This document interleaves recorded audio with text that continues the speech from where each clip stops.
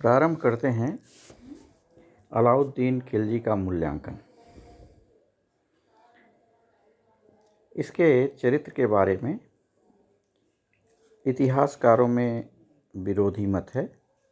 एक तरफ एल्फिंस्टन जैसे इतिहासकार हैं जो उसका शासन गौरवपूर्ण मानते हैं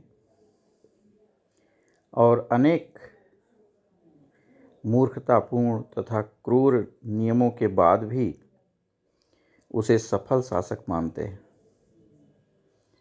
और ऐसा मानते हैं एल्फिंस्टन कि उसने अपनी शक्तियों का सही रूप में प्रयोग किया। इसके दूसरी तरफ B.A. स्मिथ एल्फिंस्टन के निर्णय को अतिशय उदार मानते हैं। वो कहते हैं कि अलाउद्दीन वास्तव में बर्बर अत्याचारी था। उसके हृदय में न्याय के लिए भी थोड़ा सा भी स्थान नहीं था।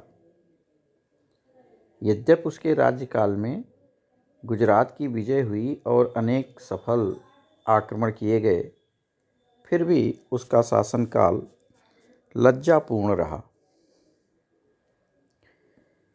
वास्तव में इस बात को तो लगभग सभी इतिहासकार स्वीकार करते ही हैं कि अलाउद्दीन एक वीर सैनिक था, सफल सेना नायक था, महत्वाकांक्षी था, शक्तिशाली था, दुर्दमनीय साहस था, साधन संपन्नता उसके मौलिक गुण थे। उसने अपने अधीनस्थ लोगों के प्रति काफ़ी रुचि रखी। वह सुयोग्य शासक राजनीतिक रूप में सफल था। उसमें मौलिकता बहुत थी। अपने राज्य के लाभ के लिए उसने नई नई तरह की परिपाटियों को जन्म दिया, संस्थाओं का निर्माण किया। अलाउद्दीन खिलजी दिल्ली का पहला तुर्की शासक था जिसने एक स्थायी सेना की नींव डाली थी और सेना में विद्यमान भ्रष्टाचार का मूलोच्छेदन किया था। उसको यह भी यश प्राप्त है कि वह पहला तुर्की सुल्तान था जिसने राजस्व संबंधी नियमों और उपनियमों में सुधार किया। भूमि कर निश्चित करने के लिए भूमि को नापने की परंपरा चालू की। वंशानुगत राजस्व पदाधिकारियों और ज़मीन पर कब्जा जमाए माफीदारों के विशेष अधिकारों को छीनकर राजस्व प्रशासन की एक अनुदार शाखा में क्रांति करने वाला पहला व्यक्ति है। उसके पहले और उसके बाद देश के पूरे मध्य युग के इतिहास में किसी भी व्यक्ति का ऐसा उदाहरण नहीं है जिसने बाजार नियंत्रण पर ध्यान दिया हो और बाजार नियंत्रण सफलता से किया भी हो। अलाउद्दीन ही पहला तुर्क विजेता था जिसने विंध्याचल के पर्वतों के दक्षिण की तरफ कदम रखा और दक्षिण विजय करके उसने दिल्ली के सामने नतमस्तक होने के लिए बाध्य किया दक्षिण भारतीय राज्यों को और पूरे उपमहाद्वीप को राजनीतिक एकता प्रदान की। इसने जो अपने प्रांत थे उन पर भी कठोर नियंत्रण स्थापित किया और शासन संबंधी एकता स्थापित करने का प्रयास किया। जो बलबन कर रहा था उसे इसने पूरा किया।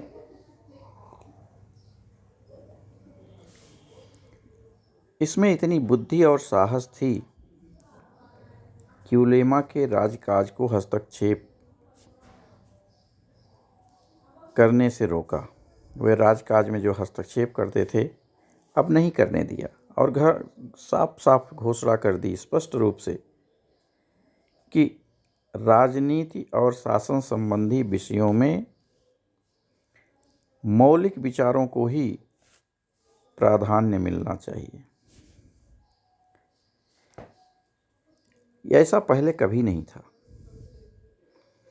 अलाउद्दीन को इस रूप में कह सकते हैं कि ये पहला व्यक्ति था जिसने भारत में तुर्की साम्राज्य का निर्माण किया।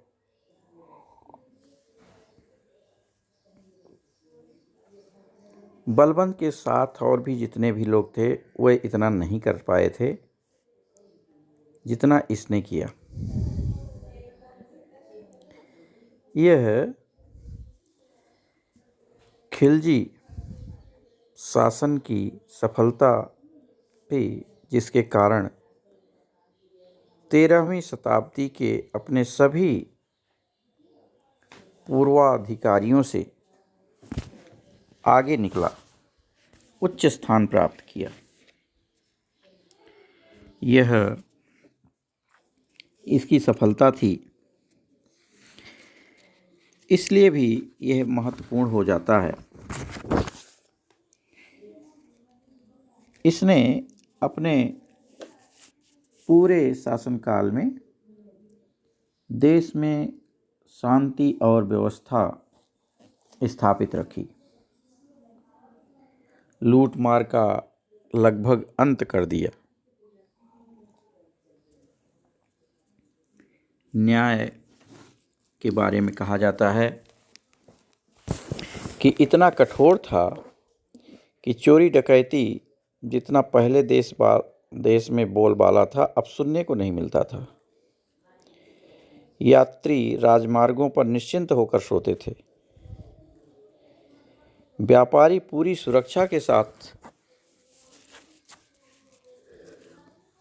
अपने बहुमूल्य माल के साथ बंगाल से लेकर काबुल तक और तेलंगाना से कश्मीर तक आसानी से आ जा सकते थे। यह भी देखने की बात है कि अलाउद्दीन निरक्षर था, लेकिन वह विद्या और ललित कलाओं का संरक्षक था। कहते हैं वो कवि भी था और कवियों की सेवा भी करता था, कवियों को अपने दरबार में रखता था। अमीर खुसरो, अमीर हसन दहलवी इसके यहाँ रहते थे। स्थापत्य के क्षेत्र में इसने अलाई दरवाज़ा नाम का एक दिल्ली की कुतुबी मस्जिद के पास इमारत बनवाई थी। और जो कला के जानकार हैं वे कहते हैं कि प्रारंभिक तुर्की स्थापत्य का यह सबसे अच्छा, सबसे सुंदर नमूना है, अलाई दरवाज़ा। और उसने महलों और मस्जिदों का भी निर्माण कराया, जिसमें सीरी का किला और 1000 खंभा महल भी प्रशंसनीय है।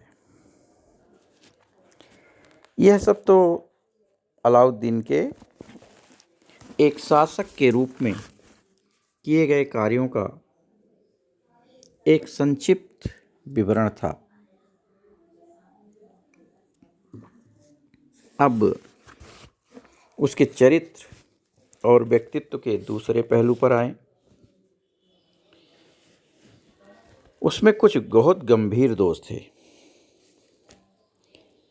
व्यक्तिगत जीवन अतिशय स्वाभाविक और अस्वाभाविक योनि संबंधी भ्रष्टाचार से दूषित था।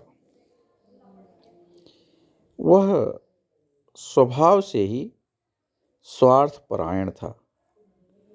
ना तो उसके हृदय में कोई मित्रता के लिए स्थान था और न ही उसे अपनी प्रजा के लिए कोई प्रेम। दंड देने में बर्बरता दिखाना, क्रूरता दिखाना उसका स्वभाव बन चुका था। इसके पहले बलबन भी बर्बरता दिखाता था, लेकिन वह केवल उन हिंदुओं के साथ करता था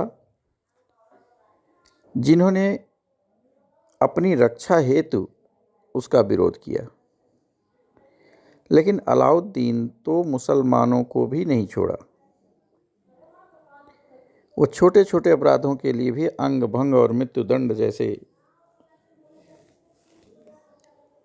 सजाएं दिया करता था। विद्रोहियों के पास और अन्य लोगों के पापों का प्रतिरोध वह उनकी स्त्रियों और बच्चों से लिया करता था। यह रक्तपात और युद्ध के सिद्धांत का मानने वाला था, जिसमें साध्य से साधन के औचित्य को सिद्ध किया जाता है। इसीलिए इसे कभी कभी इसकी तुलना यूरोप के जर्मनी राज्य के बिस्मार्क से की जाती है। यह नितांत क्रूर और नैतिकता से रहित था, कोई नैतिकता नहीं थी। कुछ इतिहासकार उसकी क्रूरता की नीति के लिए उसे दोषी नहीं ठहराते, जबकि वह ऐसा था और सत्य को कहना चाहिए था।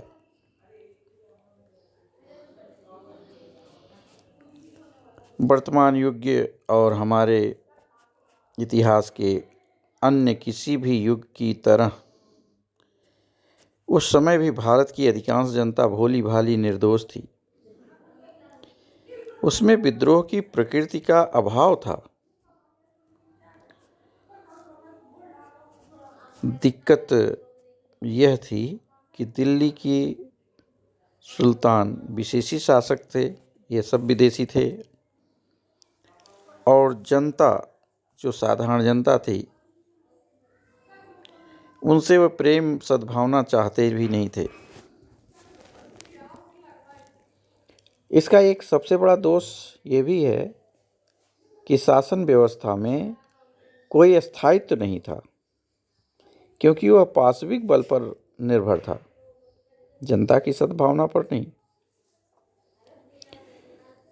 आशीर्वादी लाल श्रीवास्तव जी लिखते हैं, यदि अलाउद्दीन के कार्यों और सफलताओं की निष्पक्ष दृष्टिकोण से समीक्षा की जाए तो कहना पड़ेगा कि दिल्ली के मध्ययुगीन शासकों में उसका स्थान सर्वोच्च है। दिल्ली सल्तनत के संपूर्ण युग में निर्विवाद वह योग्यतम सुल्तान था। रचनात्मक प्रतिभा, विचारों की विशदता को ध्यान में रखते हुए मोहम्मद तुगलक ही इस युग का ऐसा सुल्तान था जिसकी तुलना अलाउद्दीन खिलजी से की जा सकती है। किंतु मोहम्मद तुगलक को नाशकारी विफलताओं का सामना करना पड़ा। अलाउद्दीन को अपनी योजनाओं में सफलता मिली।